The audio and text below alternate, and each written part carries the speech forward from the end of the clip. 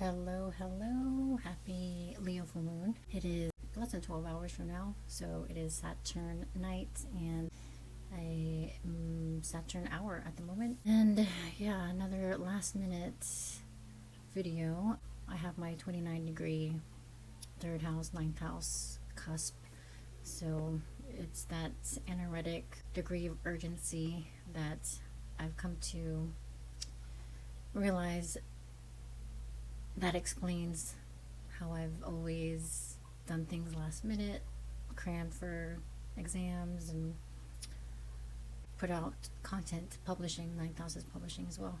So thanks for your patience, and let me know if you have any 29-degree houses or planets, and we can take a look at how that plays out in your life. But I wanted to mention a few things about this Leo full moon that is happening at 2:08 p.m. Pacific Standard Time on the 1st of February, and it happens at 13 degrees and 3 minutes. So the moon will be in Leo, or it is in Leo now, and it will be opposing the sun, as well as a whole host of other Aquarius energies. So Pluto's at 4 degrees, 3 degrees and 43 minutes.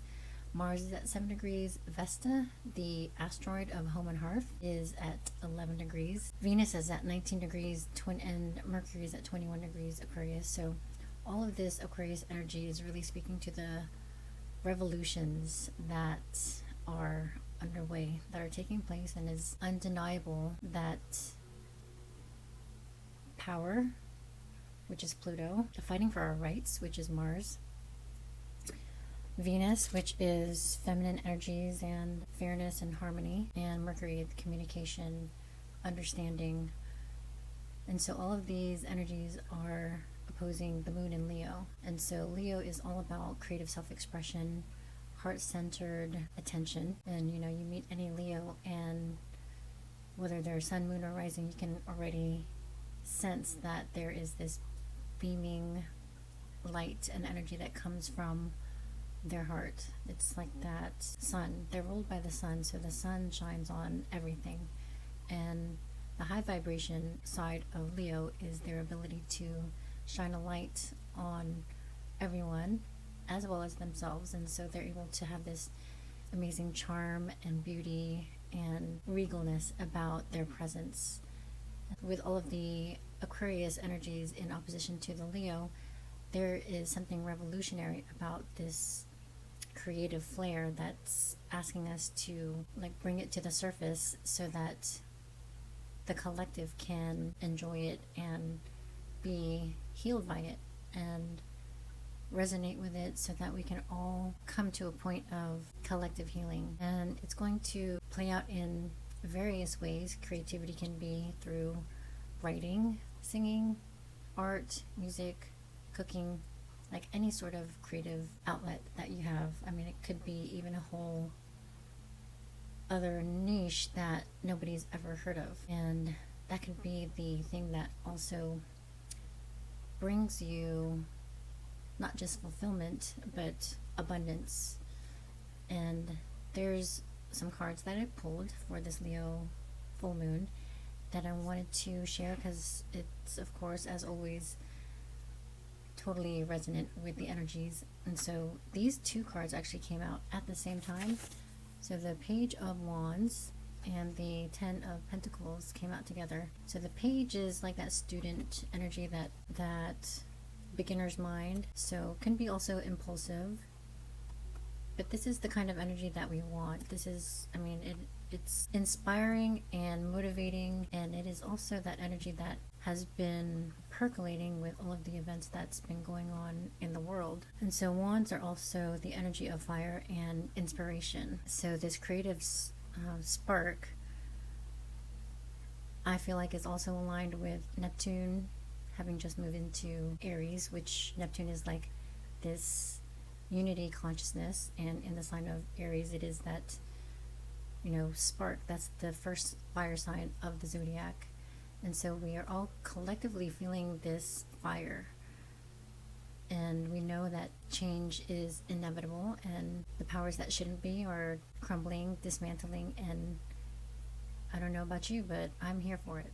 I feel like the overwhelming turnout for the general strike in America, anyway, was very like well organized, and probably came as a surprise for those powers that shouldn't be, like the overwhelming turnout. And we definitely outnumbered the authorities. And yeah, this is the seize the moment type of energy. So nurturing that inspiration wherever that inspiration came from, whether it is like the revolutions that are taking place in any country. Like there's so much going on. This is like collective energy.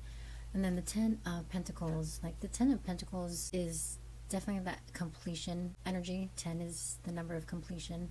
Pentacles is gains, like fulfillment.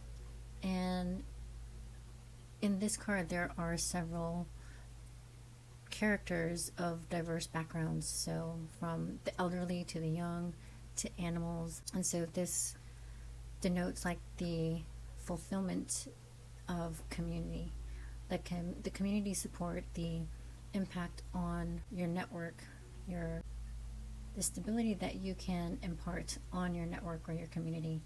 And so there's like this reciprocal energy as well, where what you're creating will have a positive impact on the community. And on the bottom of the deck was the 5 of Wands, which at first glance it looks like fighting, but this is actually sparring. So these are, a group of kids, like a group of people who are sparring so that they can improve their skills.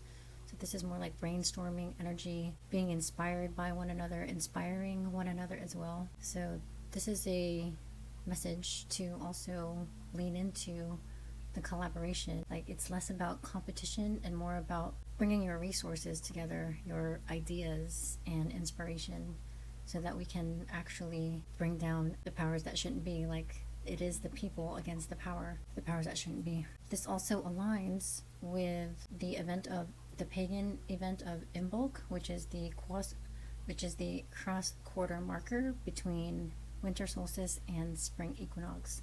And so I kind of relate this to the sextile aspect in astrology, where it is that in-between marker of a new moon and the first quarter moon. So that sextile is creative opportunity. And in this particular phase where we're going from winter to spring, we are releasing what is no longer needed or will not serve us going forward. So it's kind of like tilling the soil so that we can prepare what is going to be planted, what is going to be sprouted, what is sprouting, so that spaciousness can give whatever will be growing room to sprout. And yeah, it could be, the creative ideas and the influx of potential, you name it.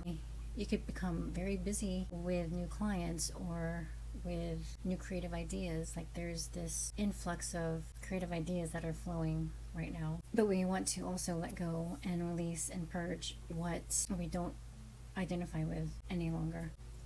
And the Sapien symbol for 14 degrees Leo is a human soul seeking opportunities for outward expression. And so this is the human soul that is like yearning to express, like from the heart. And so whatever is coming from the heart is authentic, and that can attract even more like-hearted souls and create this like ripple effect. And so that's pretty much the effect, that's pretty much the energy of what is going on right now, with masses of people gathering for this humanitarian purpose of bringing down the old. Like we know that there's no compassion for the human soul in the old hierarchical oligarchy. And Neptune's influence in Aries now is like that collective spark coming from the burning rage that is ablaze. It's undeniable. And so this rage is going to be the motivation to push us to create. Like art therapy can definitely be a thing right now, and out of that therapy can come new opportunities. Maybe there's like a an art show that you find yourself putting on, and like there's so many domino effects that can come from this initial rage that has been building inside of you, and like these emotions that are stirring needs to be released in some way.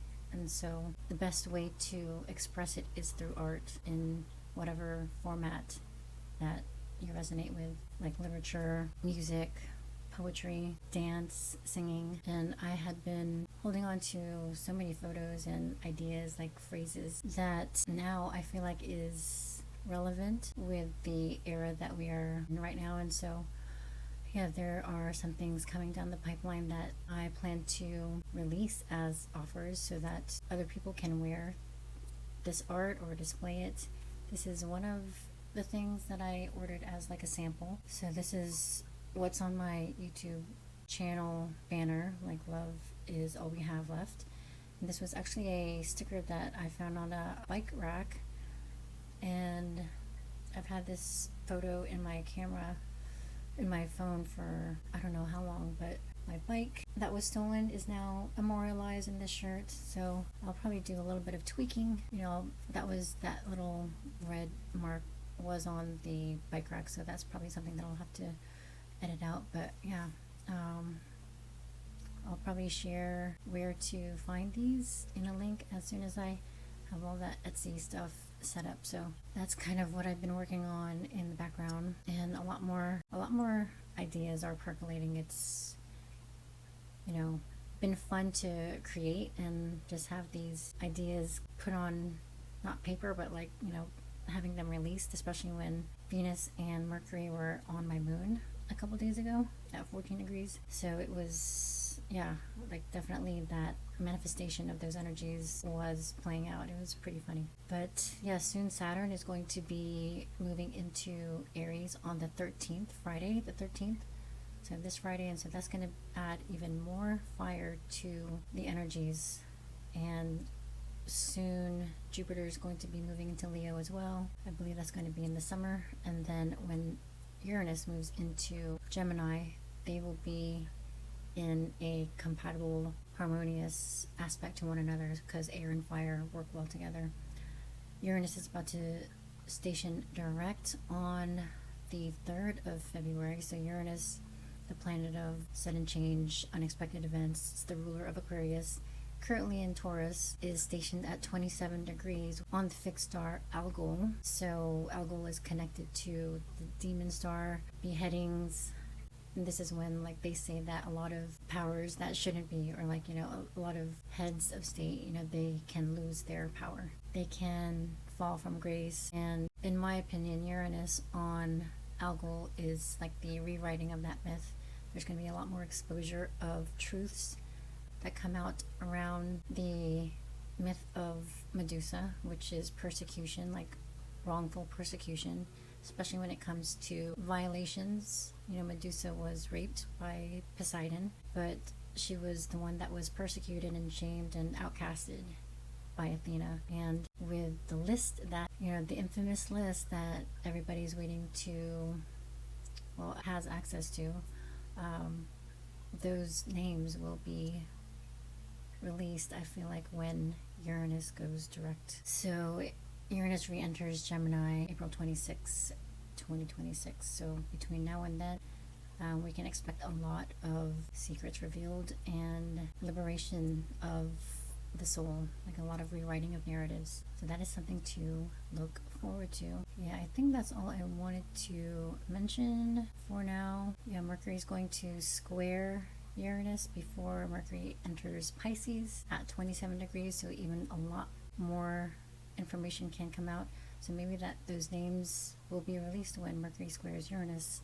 That'll be on the 5th of February, and then Mercury will enter Pisces on the 6th. So hopefully that was helpful. Hopefully that made sense. Stay centered, stay grounded, stay hydrated. Let me know if you would like any help with your energies, your chart, and thanks for sticking around. All the best.